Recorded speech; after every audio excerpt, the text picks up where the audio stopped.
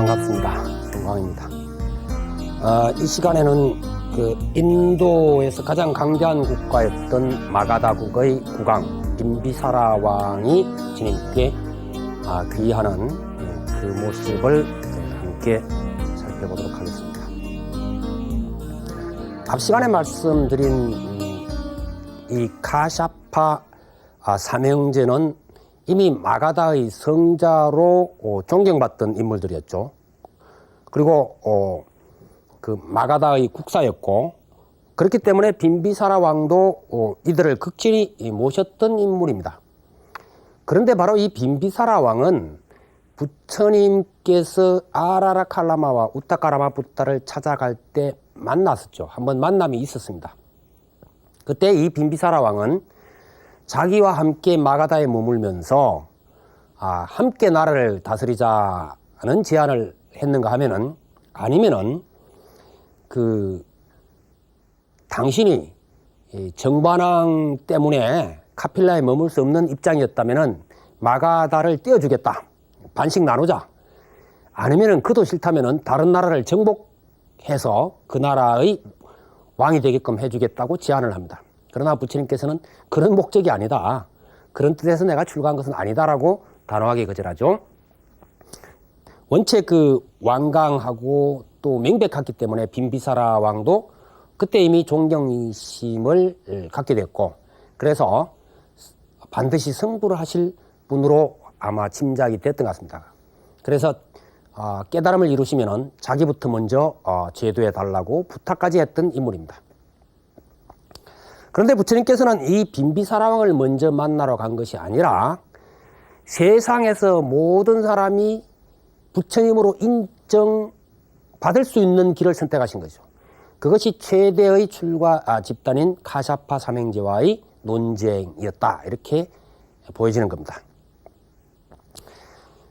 전 시간에도 말씀드렸지만 이 논쟁은 곧바로 마가다를 비롯해서 인근에 널리 알려졌을 것이고, 그때의 전통에 따라서 수많은 사람들이 이 논쟁을 지켜봤을 겁니다. 그것이 몇 달간이건 간에 사람들은 결과를 계속 지켜보고 그랬을 겁니다. 뿐만 아니라 이 내용은 이 왕사성과 그렇게 멀지 않은 곳이었기 때문에 매일 빈비사라 왕에게 보고가 되었을 것으로 생각이 되집니다. 인도의 기록들을 보면은 국왕도 직접 그 논쟁에 참석해서 논쟁을 지켜보는 예들이 많기 때문에 이때도 빈비사라 왕이 혹시 참여했는지 그거는 경전에는 기록이 없습니다만은 그랬을 가능성도 있는 거죠. 어쨌든 이 논쟁은 그야말로 참 최대의 논쟁이었고 세상의 이목이 집중되고 있었던 것이다, 이렇게 볼 수 있죠. 누가 과연 이기느냐, 누가 져서 항복 당하느냐, 이제 이런 입장입니다. 그래서 이 논쟁이 오래 끌면 끌수록 사람들은 많이 운집할 수밖에 없었고, 그것은 더욱 치열해질 수밖에 없었던 그런 입장이기 때문에 하루 만에 승복했다는 그 경전의 내용은 너무나 압축적이다, 제가 그렇게 이제 말씀을 드렸습니다. 그런데 오래 끌던 이 논쟁이 점차 기울면서 예상을 뒤엎고 젊은 수행자, 한쪽은 이미 100세가 넘은 노인네, 국사였고 모든 이들의 존경을 받고 엄청난 신자를 거느리고 있었던 그러한 일종의 그룹의 총수와도 같은 그런 인물이었고, 한 수행자는 장래가 촉망된다고 기대를 모으고 있는 몸이었으나 그러나 아직 그 깨달음의 세계가 잘 알려져 있지 않았던 고타마 샤카무니, 두 사람의 만남은 그야말로 일대의 그 사건이 아닐 수가 없었을 겁니다. 그래서 모든 사람이 지켜보는 가운데 결과는 전혀 예상을 뒤엎고 바로 샤카무니의 승리로 끝나고 맙니다. 진 카샤파 형제가 제자가 된다는 것은 너무나 당연한 그러한 수순이었죠. 그래서 이 카샤파 삼형제와 천여명 뿐만 아니라 신자들까지도 전부 다 불자가 되는, 부처님의 제자가 되고 부처님의 신자가 되는 효과를 거두게 됩니다. 이것이 이제 결론이 났을 때 빈비사라 왕은 직접 자기가 왕사성을 나가서 부처님이 계신 곳으로 갑니다. 가는데 그때 당시에 부처님께서 당신은 어마어마하게 좋은 자리에 앉아 계시고 제자들은 저 밑에 뭐 앉아 있고 이런 입장이 아니고 그냥 같이 이렇게 앉아 있고 부처님을 중심으로 해서 앉아 있고 아니면 장로급들이 부처님과 나란히 앉아 있고 뭐 이런 입장. 또 일반인들이 왔을 때는 부처님을 중심으로 해서 제자들이 쭉 에워싸고 있는 그와 같은 모습들이 많았기 때문에 빈비사라 왕이나 그때 왔던 이들이 어떤 의아심 같은 것을 가지고 있었던 것 같습니다. 경전의 기록을 보면 이렇습니다. 그때 마가다국 일체 인민거사 장자들은 혹은 정리하고 한쪽에 물러나 앉기도 하고 혹은 부처님을 대하여 찬탄의 말을 올린 후 물러나 한쪽에 앉기도 하고 혹은 부처님 앞에서 자기 이름을 밝히기도 하고 그러고는 물러나 앉기도 하며 혹은 부처님을 향하여 합창하고 물러나 앉기도 하였다. 이렇게 모든 인민장자 거사들은 한쪽에 앉은 뒤에 이런 생각을 하였다. 이것이 바로 이제 의구심을 드러내는 부분인데 오늘 이 가운데 대사문이 있고 샤카무니 부처님을 이야기하죠. 대사문이 있고 아직까지 그러니까 부처님으로서 호칭이 통용되고 있던 때는 아니었죠. 큰 사문 이렇게 이제 표현되고 있습니다. 또 우리의 국사인 우르벨라 카샤파가 있으니 이제 이 고타마 사문이 카샤파 존자에게서 제자가 되어서 범행을 배우는 것인가? 아니면 카샤파 존자가 이 대사문에게서 범행을 배우는 것인가? 이렇게 의심을 갖습니다. 국왕을 비롯한 모든 대중들의 이 의아해하는 모습 태도를 보고 우르벨라 가섭은 먼저 자리에서 일어나서 부처님의 발에 정례를 하고 말했습니다. 이것은 제자예를 올리는 것이죠. 지금도 보면은 그 존경받는 그 수행자나 이런 분들에게 그쪽에서는 발에다 이렇게 손을 모으고 절을 올리죠.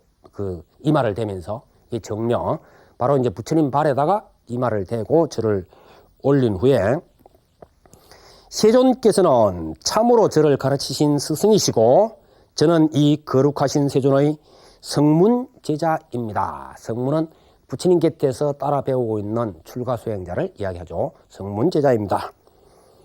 마가다국의 대중들은 카샤파의 태도와 말을 듣고 비로소 의심이 풀렸다. 이제 이 우르벨라 카샤파가 사문 고타마의 제자로서 사문 곁에서 범행을 닦는 것이다. 이런 생각을 하고 세존께 믿는 마음과 희유한 생각이 났다. 그때 부처님께서는 모든 대중들이 크게 기뻐하고 희유한 생각이 난 것을 보고 곧 그들을 위하여 차례로 법을 설하셨다. 이른바 보시와 지계를 가르쳐 행하게 하시고 천상에 나는 인연업보와 오용락의 일을 싫어하고 떠남을 말씀하시고 출가를 말하죠. 번뇌를 다하는 인연과 번뇌를 다 끊음을 말씀하시고 출가를 찬탄하여 해탈을 도우셨다. 대중들은 앉은 자리에서 빈비사라왕을 비롯하여 수많은 사람들이 동시에 깨달았다. 불본 행집계 내용은 이렇습니다. 처음 법문 듣고 바로 전부 다 깨달았다. 그렇게 나옵니다. 그런데 이 기록 가운데 보면은 바로 보시나 지계 등 바라밀행을 가르쳐서 행하게 하시고 하는 구절은 세월이 걸렸다는 이야기를 말하는 거죠. 가만 앉아 듣는데 거기서 행하고 자시고 할 게 없죠. 그러니까 이런 것을 실제로 생활 속에서 몸소 체험하고 점차 열려가는 과정을 이렇게 간단한 말로 표현해버린 겁니다. 그러니까 이제 우리가 경을 볼 때는 그때 부처님 당시에 들은 사람들은 부처님 말씀 한 번 듣고는 전부 다 깨달았는데 왜 요즘 우리는 뭐 대장경을 봐도 그렇고 스님들 법문 들어도 그렇고 이게 뭐 참선 공부해도 금방 안 되고 왜 이렇게 안 되느냐 이렇게 이제 생각하는 경우들이 많이 있습니다. 그래서 급기야 그때 당시는 대근기였고 상근기였고 우리는 요즘 하근기다 형편없는 자질이다 이렇게 이제 비하시키기도 하는데 절대로 그렇지 않습니다. 경전 내용을 갖다 그 기간 동안 처음부터 서술하고 있을 수가 없죠. 함축적인 겁니다. 그래서 결론적인 이야기들을 해나가는 것이죠. 중요한 사건이라든지 이런 것들을 얘기해 나가는 것이죠. 여기에서도 가만히 들여다보면 그 행간을 보면은 기록의 이면을 보면은 전부 다 그런 게 나타나고 기록에도 그런 것이 전부 다 보이고 있습니다. 얼핏얼핏. 여기서 보시바라밀, 지게바라밀 등의 바라밀 행을 가르쳐서 행하게 했다는 내용이 바로 몸소의 대중들이 이제까지 불을 모시고 제사 지내고 주문이라 외우던 생활에서 탈피해서 바로 다른 사람, 불쌍한 사람 도와주고 베풀어주고 내 몸과 마음을 청결히 갖고 가고 바로 누가 나를 갖다가 화나게 해도 그것을 잘 소화해 나가고 이러한 방향전환이 이루어졌다는 것이죠. 방향전환을 이루어지면서 과연 부처님의 가르침대로 하니까는 훨씬 더 편안해졌구나. 훨씬 더 좋구나. 이런 어떤 체험을 하는 것이죠. 그런 연후에 비로소 깨달음에 이르게 된다. 이런 이야기입니다. 이걸 뭐 단 몇 줄로 그냥 깨달음에 이르렀다 이래버리니까 야, 그때는 뭐 대단한 근기였구나. 이렇게 이제 생각하지만은 지금도 대단한 근기죠. 그때 당시에 사람들이 가지고 있는 어떤 지식이나 어떤 그런 체계가 오늘날 사람들에게 당할 리가 있겠습니까? 그리고 사람의 근기가 무슨 뭐 예전에는 높고 지금은 낮고 이럴 리가 없습니다. 다만 우리가 얼마만큼 실제로 행하고 할 뜻이 있느냐, 실천하느냐 하는 문제인 것이지 사람이 다른 것은 아니다 하는 것을 분명히 알아두시는 것이 좋지 않을까 생각이 되집니다. 아마도 부처님께서는 이 카샤파 삼행제를 귀시킨 후에 마가다 국왕 빈비사랑을 비롯한 많은 사람들을 교화하셨던 것으로 우리가 알 수 있겠죠. 이제 그래서 이 빈비사라왕의 깨달음은 상당히 많은 시간이 소요되었던 것으로 생각이 되집니다. 이윽고 깨달음에 이른 빈비사라왕은 다음과 같이 부처님께 아뢰고 있습니다. 열의 세존이시여, 제가 어릴 때부터 5가지 소원을 세웠는데 오늘에 이르러 모두 성취하였나이다. 첫째 소원은 저는 젊어서 일찍 왕위를 얻고자 하였사온 바 그 소원은 이미 이루었습니다. 두 번째 소원은 왕위에 오른 뒤에 제가 다스리는 나라 안에서 반드시 부처님이 출세하시기를 원했사온 바 그 소원도 이루었습니다. 이 마가다국에서 부처님께서 선물을 하셨죠. 그러니까 이제 그 이야기가 맞습니다. 세 번째 소원은 부처님께서 출세하시면 그 세종께 제가 공양을 베풀어 드리는 기쁨을 갖고자 하였사온 바 이 소원도 이미 이루었습니다. 부처님 법문을 들으면서 왔다 갔다 하면서 많은 공양도 올렸을 것이고 그랬을 것입니다. 그러니까 이제 그런 것을 이미 이 말 속에서 드러내고 있는 것이죠. 네 번째 소원은 부처님으로부터 직접 설법을 듣기를 원하였사온 바 이 소원도 이루었습니다. 다섯째 소원은 세종께 법문을 듣고 설법하시는 대로 제가 모두 정득해 아는 것이었는데 이제 이 소원도 이루었습니다. 이처럼 몸소 빈비사라 왕이 부처님께서 가르치심을 생활에 옮겨서 실천하면서 하나하나 정득해 간 것을 여기서도 보여주고 있습니다. 이라여 이 빈비사라 왕은 아주 철저한 제가 신자가 되었을 뿐만 아니라 불법을 수호하는 호법왕이 됩니다. 대표적인 호법왕이죠. 이 빈비사라 왕은 이제 부처님이 계신 곳까지 나이란자나 강가까지 직접 공양을 올리러 가기도 하고 또 왕궁으로 부처님과 제자분들 이미 뭐 1000여 명이 넘는 제자를 거느리고 있죠. 카샤파 삼행점에도 1000여 명이 넘었고 뭐 그 전에도 또 있으니까 이게 벌써 1000명이 넘습니다. 이런 대중들을 왕궁에 초청해서 공양을 올리기도 하면서 이제 법문도 듣고 그랬는데 그러다가 빈비사라 왕은 이 부처님과 제자들이 오래 머물 수 있는 곳 인도에는 또 우기가 되면 비가 뭐 아예 몇 달간 쏟아붓죠. 그렇기 때문에 노천에 나무 밑에서만 계속 계실 수는 없는 겁니다. 이제 이때 이제 각자 흩어져서 예를 들어서 뭐 투막을 짓고 있다든지 아니면 산의 동굴에 들어간다든지 이제 이런 형국이 이루어지죠. 우리가 잘 알고 있는 그 영치산도 바로 그 동굴이 있지 않습니까? 동굴에 바로 이제 비가 올 때는 거기에서 비를 피하고 하는 그런 곳이었습니다. 그렇지만 그 동굴이 아주 큰 건 아니죠. 많은 대중이 머물 수는 없는 겁니다. 그렇기 때문에 또 멀리 가 계시면은 이 빈비사라 왕이 자기가 비 오는 데 가가지고 법문 듣는 것도 어렵고 여러 가지로 이제 힘들고 그러니까 이 왕사성에서 가까운 곳에 많은 대중이 머물 수 있는 그런 장소를 마련해 드리고 사원을 지어 드려야 되겠다고 생각을 해서 가만히 생각해 보니까 바로 왕사성 밖에 멀지 않은 곳에 자기의 별장과도 같은 그런 곳이 있었습니다. 그것이 이제 대숲이 우거진 곳에 별장이 있었던데 그래서 그걸 이제 중림원 이렇게 이제 표현했는데 바로 중림원을 사원으로 만듭니다. 그래서 이제 중림원에 부처님께서 머무시면서 거기서 선정에 드시기도 하고 또 성에 들어오셔서 탁발도 하시고 빈비사라왕에 가서 법문 듣기도 하고 이런 식으로 계속 된 것 같은데 빈비사라왕의 생각을 보면은 경전의 기록은 이렇게 되어 있습니다. 저 중림원은 성에서 가까워서 왕복하기가 편하고 오고 감에 피로치 않고 평탄하여 장애가 없다. 모든 사람이 즐기는 대로 이익을 구하여도 얻기 쉬우며 겸하여 모기와 등해와 독사나 빈대 등이 적고 낮에도 조용하며 사람의 거래가 없고 밤에는 소리가 적어서 조용하다. 성과 못이 가까워 오감에 걸림이 없어서 어진이가 수도하는 곳이 될 만하니 나는 이제 이 중림을 세종께 받들어 올려서 계실처소를 삼게 하리라. 이렇게 해서 이것을 직접 부처님께 말씀을 드립니다. 그래서 부처님께서는 참 그 훌륭한 생각이다. 그렇게 해서 이 중림원의 기증을 받게 됩니다.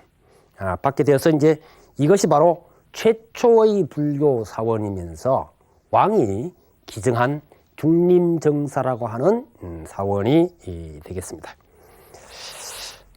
지금 이 왕의 생각에서 우리는 그때 당시에 바로 수행하는 처소, 사원이 어느 곳에 있어야 되는지를 밝혀놓고 있습니다. 그것은 성에서 아주 멀리도 아니고 성 안도 아닙니다.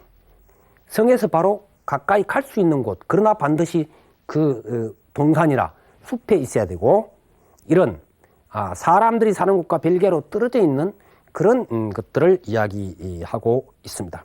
그래서 이제 대체적으로 사원은 이러한 장소를 선택해서 계셨고 부처님께서는 반드시 탁발로로 들어오셔서 사람들 만나거나 이러면서 말씀하신 후에는 대부분 바로 숲으로 돌아가셔서 이런 그 숲에 있는 사원으로 돌아가셔서 거기 머무시는 것이 일상 생활이었죠. 그리고 거기 찾아오는 사람들과 만나서 이야기하고 교화하고 하는 생활을 하셨던 것으로 보여집니다.